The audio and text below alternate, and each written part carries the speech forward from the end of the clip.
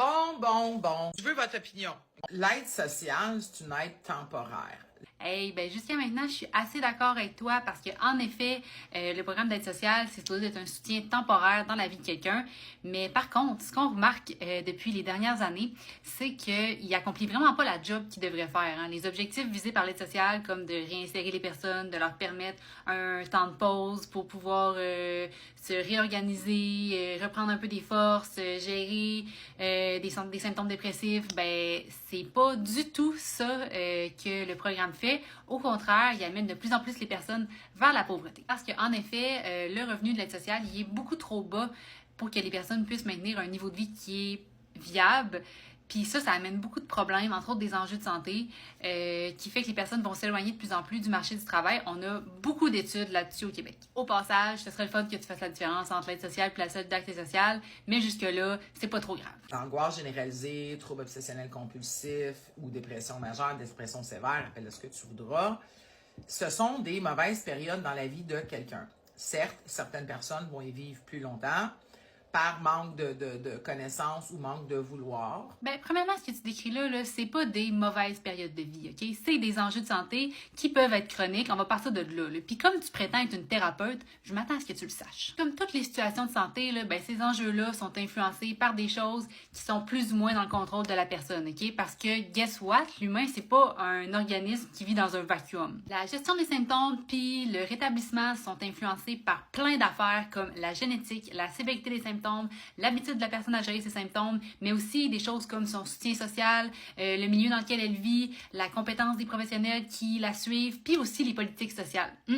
La classe moyenne, on va travailler, puis on se fait défoncer sur nos chèques de paie, comme ça, vous pouvez recevoir de l'assistance sociale. Beaucoup de monde semble penser qu'il y a une part démesurée des taxes qui vont vers l'aide de dernier recours. Généralement, quand on demande aux gens combien ils pensent payer pour le système d'aide sociale au complet, ils disent environ 20 % alors que c'est 3 %. Puis ça inclut la machine gouvernementale. C'est le seul service public au Québec qui est surévalué de cette façon-là. Là. Généralement, quand on demande aux gens combien ils pensent payer, par exemple pour le système d'éducation ou le système de santé, ils disent des pourcentages à peu près équivalents ou même en dessous de ce qui est la réalité. C'est pour dire le poids des préjugés auxquels tu contribues justement avec ta vidéo. La sécurité, c'est un luxe. Oui, la sécurité, c'est un luxe. C'est dans nos choix. Être pauvre, c'est ici que ça se passe. C'est pas dans ton portefeuille. On n'est pas communiste ici. Ça fait plus que 75 ans que l'ONU a reconnu que la sécurité, c'est un droit fondamental. Puis encore une fois, comme tu prétends être une thérapeute, je m'attends à ce que tu saches que la sécurité, c'est un besoin de base, comme manger puis dormir dans la pyramide des besoins. Non seulement ça, mais les inégalités de revenus, c'est la base du système capitaliste. Ça pourrait pas fonctionner autrement. Le taux de pauvreté arrête pas d'augmenter depuis les 30 dernières années à travers tous les pays de l'OCDE. Fait que viens pas me dire que ça se vit dans la tête. Compte-toi chanceuse. Quand elle a essayé de te dire, c'est d'avoir de la gratitude. Tu n'as pas de gratitude. Mais à un moment donné, la gratitude et la reconnaissance, là, ça s'épuise puis ça fait son temps. Surtout quand il y a des vidéos comme la tienne qui circulent sur les réseaux. Puis si c'est si important que ça pour toi, que les personnes soient toujours H24 dans la reconnaissance, mais je pense que c'est plus toi qu'il faudrait questionner. Là. Lève-toi et le ciel t'aidera. Tu veux volontairement rester là sous prétexte de prétexte de prétexte. C'est quand même spécial parce que ce que j'entends dans ton discours, à travers beaucoup de condescendance, là, c'est que les personnes ont un pouvoir d'agir sur leur vie, puis évidemment, je suis 100% d'accord avec ça. Mais justement, dans la situation dont tu parles, la personne a identifié une situation de logement qui lui convient pas pantoute pour ses raisons, puis elle essaie de mettre en valeur son pouvoir d'agir, puis là, hey, c'est pas correct.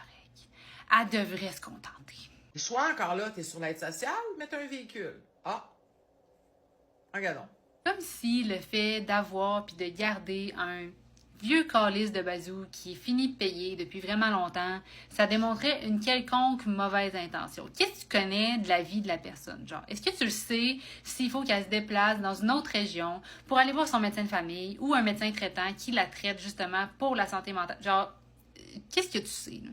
Je suis rough. Je suis une maman, je suis une grand-maman.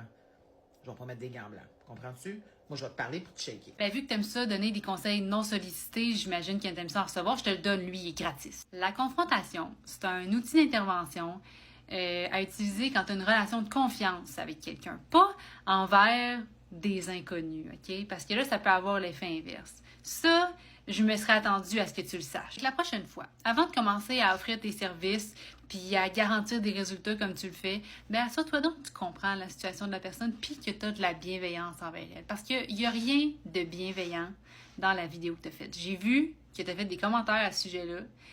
C'est absolument pas vrai qu'il y a de la bienveillance dans ton vidéo, OK? Tu veux seulement exposer la personne. Si tu avais vraiment voulu l'aider, tu y aurais écrit en privé. Tu peux venir me voir si tu veux, j'en ai d'autres conseils comme ça.